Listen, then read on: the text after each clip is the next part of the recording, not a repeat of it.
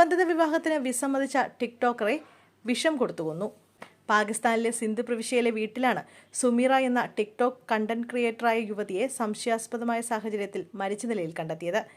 നിർബന്ധിത വിവാഹത്തിന് സമ്മർദ്ദം ചെലുത്തിയവർ വിഷം കൊടുത്ത് കൊലപ്പെടുത്തിയെന്നാണ് സുമീറയുടെ മകളുടെ ആരോപണം. പ്രതികൾ സുമീറയ്ക്ക് വിഷഗുളിക നൽകിയെന്നും അതാണ് മരണത്തിലേക്ക് നയിച്ചതെന്നും 15-കാരിയായ മകൾ പറയുന്നു. സംഭവവുമായി ബന്ധപ്പെട്ട് 2 പേരെ കസ്റ്റഡിയിലെടുത്തുവെന്നാണ് അധികൃതരെ ഉദ്ധരിച്ചുള്ള റിപ്പോർട്ട്.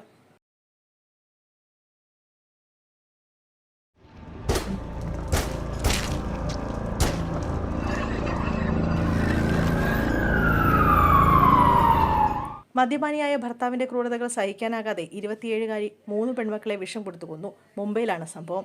സന്ദീപ് ബാരെ എന്ന യുവതിയാണ് ഭക്ഷണത്തിൽ കീടനാശിനി കലർത്തി 5ഉം 8ഉം 10ഉം വയസ്സുള്ള 3 മക്കളെ കൊലപ്പെടുത്തിയത്.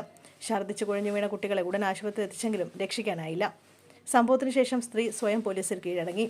മദ്യപിച്ചെത്തുന്ന ഭർത്താവിന്റെ പീഡനം സഹിക്കാൻ വയ്യാതെയുള്ള മാനസിക സമ്മർദ്ദത്തെ തുടർന്നാണ് കുട്ടികളെ കൊന്നതെന്നാണ് യുവതിയുടെ മൊഴി.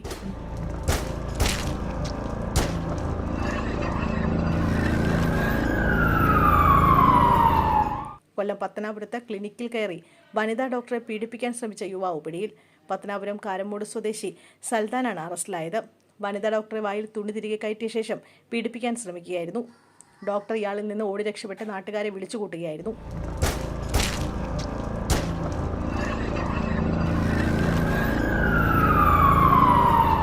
കടമായി ചോദിച്ച പണം കൊടുക്കാൻ വിസമ്മതിച്ചതിന് സഹപ്രവർത്തകനെ യുവാവ് കൊലപ്പെടുത്തി. മൃതദേഹം സെപ്റ്റിക് ടാങ്കിൽ ഒളിപ്പിച്ചു. ദില്ലിയിലെ ഛത്തർപൂരിലെ ഒരു ഫാമിലാണ് ക്രൂരമായ കൊലപാതകം നടന്നത്. ഉത്തർപ്രദേശ് സ്വദേശിയായ 42-കാരൻ സീതാറാമാണ് കൊല്ലപ്പെട്ടത്. കേസിൽ ഫാം ഹൗസിലെ ഡ്രൈവറായ ചന്ദ്രപ്രകാശിനെ ദില്ലി പോലീസ് അറസ്റ്റ് ചെയ്തു. കൊലപാതകം നടന്ന ഫാം ഹൗസിൽ ഗാർഹിക തൊഴിലാളിയായിരുന്നു സീതാറാം. കഴിഞ്ഞ 10 വർഷമായി ഇയാൾ ഇവിടെ ഒറ്റയ്ക്കാണ് താമസിച്ചിരുന്നത്.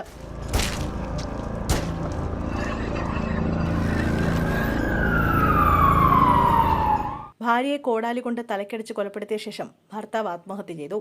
കൊല്ലം ഏരൂരിലാണ് സംഭവം. ടാപ്പിംഗ് തൊഴിലാളിയായ റജിയാണ് ഭാര്യ പ്രശോഭയെ കൊലപ്പെടുത്തിയ ശേഷം തൂങ്ങി മരിച്ചത്. കൊലയ്ക്ക് ഉപയോഗിച്ച കോടാലി പോലീസ് കണ്ടെടുത്തു. കോടാലിയിൽ നിന്ന് രക്തസാമ്പിളുകൾ കണ്ടെത്തിയിട്ടുണ്ട്. നിലത്ത് ചുമരിനോട് ചേർന്ന തലയിൽ നിന്നും ചോര വാർന്ന നിലയിലാണ് പ്രശോഭയുടെ മൃതദേഹം കിടന്നിരുന്നത്. കുടുംബ പ്രശ്നങ്ങളാണ് കൊലപാതകത്തിന് കാരണമെന്നാണ് പ്രാഥമിക നിഗമനം. ഇന്നലെ ഇരുവരും തമ്മിൽ വീട്ടിൽ വഴക്കുണ്ടായി എന്നാണ് വിവരം.